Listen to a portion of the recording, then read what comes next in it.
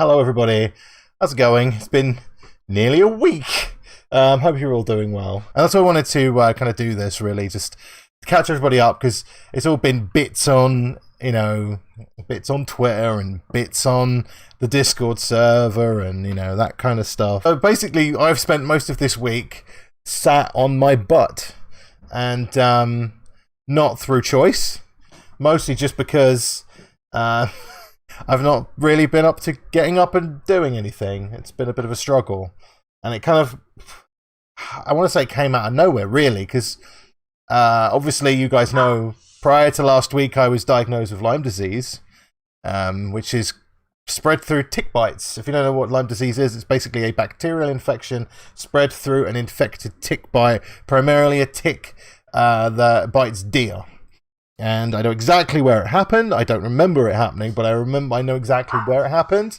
And yeah, so first few days, had a rash, felt all right, really. It was a bit sore, it was, but I felt okay. So I went to the doctors, and they put me on some antibiotics, which was like, cool, that's great. Got to the weekend. Saturday was all right. Sunday was... I can't really describe Sunday, because Sunday morning I woke up and I felt weird. Like, I can't describe why I felt weird. I just felt weird, just a bit dizzy and a bit off, and just tried to carry on as normal, thinking, oh, maybe it's just one of those things. I'll carry on as normal. And we got to about midday, and I started getting really horrible chest pains and palpitations, and I just felt really wonky, like properly I just wanted to lay down. That's all I wanted to do. I remember laying down. I remember telling Dawn, I don't feel right. The next thing I remember is Dawn saying, can you come downstairs for me? So I sat downstairs. Dawn had phoned an ambulance, because I was just like, whoa, I was just like completely pretty much out of it. Next thing I knew, my dad had turned up, saying there was a 6-hour wait on ambulances, so my dad ended up driving me up to A&E. I remember getting in the car. I remember getting to hospital. I remember my dad saying, you need to get out of the car now. And then vaguely remember, bearing in mind this whole time, I couldn't open my eyes. My eyes were just glued shut, and I was saying to myself, come on, you need to open your eyes now. You need to open your eyes now. And I just couldn't. I just could not open my eyes. I vaguely remember someone in the hospital saying, so what's happened today? And I was just like, I remember trying to say to him, like, oh, Lyme disease, ME, and I was just trying to remember stuff. And then I woke up, and I opened my eyes, and I looked around, and I was in a wheelchair, and I was sat in the corner of the waiting area of our local A&E, and I was like, oh, what the... Bearing in mind my last kind of actual, like, awake moment was laying on my bed upstairs saying to Dawn, I don't feel well. This was just after midday. I looked across at the clock in the accident emergency department, and it said 6:15 in the evening. So I'd lost the best part of 5.5 hours. Just, I don't know what the hell happened. I was just, I was pretty much blacked out for nearly 6 hours. And, boy, I felt awake after that moment. And, like, it was all just kind of trying to, like, piece together what had happened in my mind. I was just like, what's going on? Hello, what? Ooh. And I kind of like, oh, what? And I kind of, like, checked around. And Dawn had packed me a bag. And I could grab the bag, opened up, and she shoved a load of, like, overnight stuff and change of clothes, because obviously she didn't know what was going on, thought, oh God, he's going to end up having to stay in hospital. And my phone was in there, so I quickly switched my phone on, messaged Dawn and said, oh, I'm awake now, I don't know what the hell's going on. And, yeah, I didn't leave A&E until it was about 11:20 that evening. I spent a good 4 hours just sat in the waiting room in a wheelchair, because, A&E in the UK, it's a free health service, but God, the waiting times are shit. And mostly because people in A&E are sat there going, oh, I had a little tumble.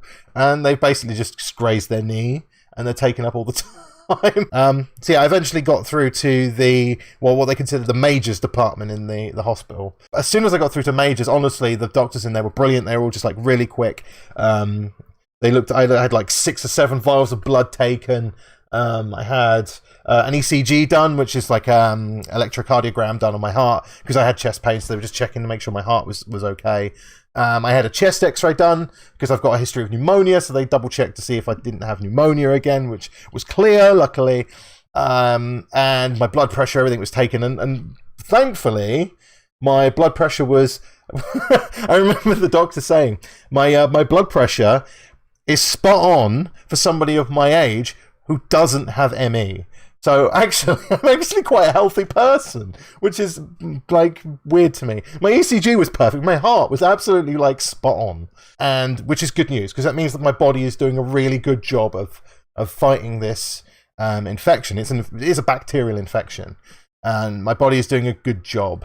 The only problem is my body is also absolutely exhausted, and this is what she said. She said, chances are you're just exhausted. And it was at that point she kind of explained to me kind of what to expect with the Lyme disease. And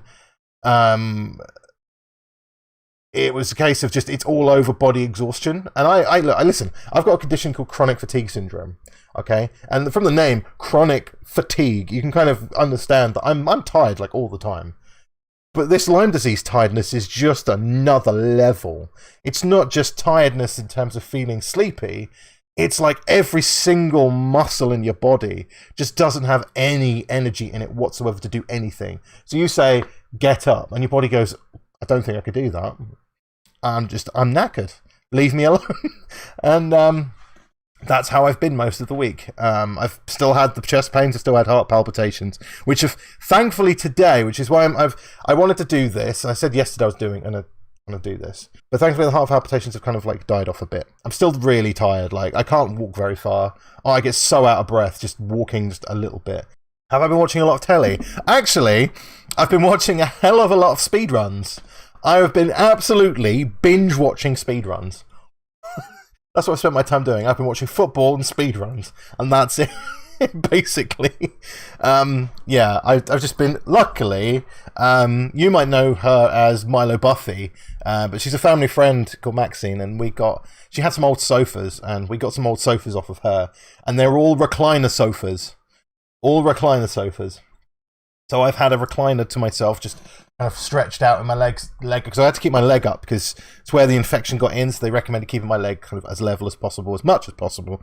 So yeah, I've just been sat on, I've had my own thing, I've had a blanket on me, I've just been like keeping the fluids up, because she did say, and this is one thing the doctor said, is that Lyme disease basically just drains you, and it drains you of everything. You have to keep your body is going to need a hell of a lot of energy and fluids to fight it. So I've been really hungry all the time and really thirsty all the time. So I've been just like chugging water like no one's business, and just munching away. So I'm probably going to put on a hell of a lot of weight after this. But I'm not worried about that now. I'm just worried about getting better, honestly. Yeah, but that's everything. Base go. Yeah, I'm going to go get myself another drink of water and do some more resting. I'm going to take this weekend off. This will be nothing this weekend. I'm going to take this weekend off as a, try and get back to as close to normal as I can.